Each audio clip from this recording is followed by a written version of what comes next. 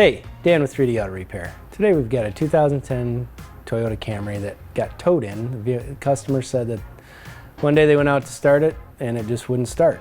They weren't quite sure what was going on, so we got the car here. Sure enough, it wouldn't start. You hit the key and nothing happened. Well, we checked the oil and there was no oil on the dipstick. We put a socket and a ratchet on the crank bolt and we could not move the crank by hand. So that tells us that somewhere along the way the engine seized up. I advised the customer that they would need to get a new engine for it or a used engine.